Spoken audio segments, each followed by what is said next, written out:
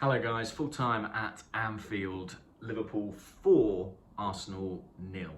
Not what we were hoping for, certainly, and not what I thought we were going to get at half time. I felt like Arsenal were in the game, and then it all fell apart. Where to begin? I guess with team selection, Arteta kept the same lineup that played at Leicester, the kind of 4-4-1-1, 4-4-2, 4-2-2-2, whatever you want to call it. That meant Nuno in ahead of Tierney, Sambi alongside Thomas Partey, who was back, and Lacazette and Aubameyang up top.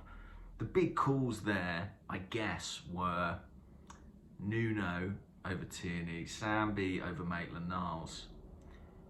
And I think with hindsight, which is always 2020, you do have to question whether or not Arteta got those right. Nuno had a very difficult second half, as we'll come on to, and Sambi did too, and ended up being taken off. So their inexperience, I think, showed. Nevertheless, let's start with the first half. I thought Arsenal competed well in that half. They were physical, they were brave on the ball, even when it wasn't always working, and I admired that about them because Liverpool's press is a nightmare. Yes, there were some good saves from Aaron Ramsdale, but there was no way we were ever going to get anything at Anfield without him having a very, very, very good game. So, we needed that and we got it. I think what will really frustrate Mikel Arteta is the nature of the first two goals we conceded, the first being from a set piece. Disappointing to see Sadio Mane get onto that one, even though it was a good cross from Trent Alexander-Arnold. I think Partey allowed Mane to run off the back of him. And anyway, we get into half-time 1-0. We've had a few opportunities on the break, mainly through Saka. Haven't quite made the most of them. That's the other thing. As well as you keep having a good game, your forwards really need to have a good game too. What was clear to me was that Arsenal were lacking something in the middle of the park. People will say Thomas Partey, he's just returning from injury, he's not sharp, he's not ready. I still think we needed more from him in this game than we got. I think Maitland-Niles was really unfortunate to be dropped, and I think we missed him, actually. I think he'll be back in the team next weekend, which tells its own story. Anyway, I was sort of watching it and thinking we need more. At half-time, we need more from central midfielders. Playing against Liverpool in midfield is a nightmare. They're brilliant in the press. They get around you. They make it hard to play through the centre of the pitch. I understand that. But we needed more. And unfortunately, after half-time, things got worse. Sambi, in particular, had a kind of disastrous 10-minute period. And Tavares, of course, just gave away a ball completely. Ramsdale bailed us out a couple more times early in the half. And then Tavares with a really cheap, unnecessary concession of possession for that second goal. And to be honest, from that point on, we were up against it. They were by far better than us. 4-0 is an ugly scoreline. Like if it had stayed at 2-0, I think the mood would have been pretty surprisingly positive. On a day where other results went in our favour, where we competed, certainly in that first half hour.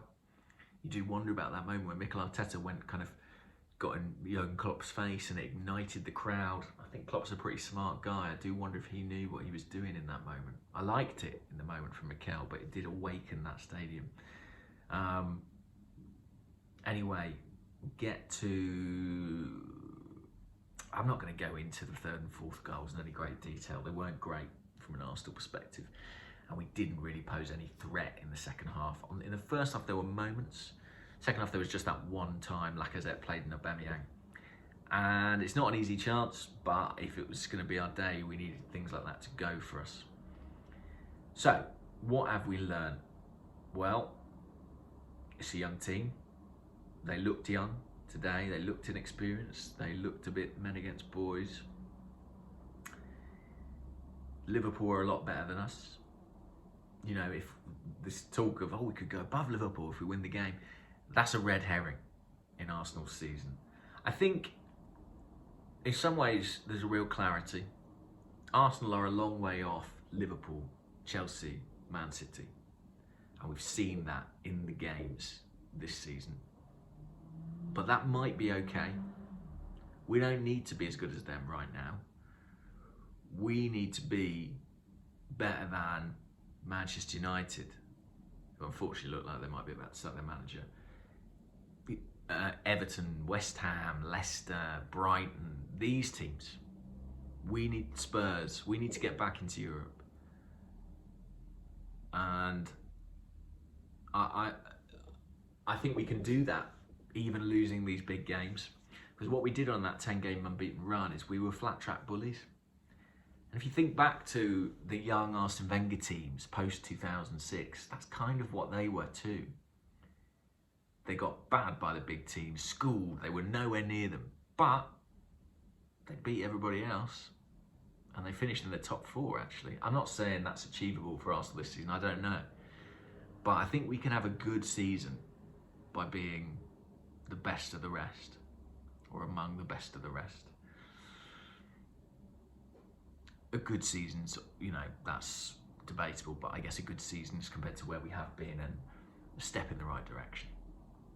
Anyway, some home truths, a reality check, all those things. Doesn't throw out the progress that we've made, but also shows how far we've got to go. I'll leave it there. Bye, guys.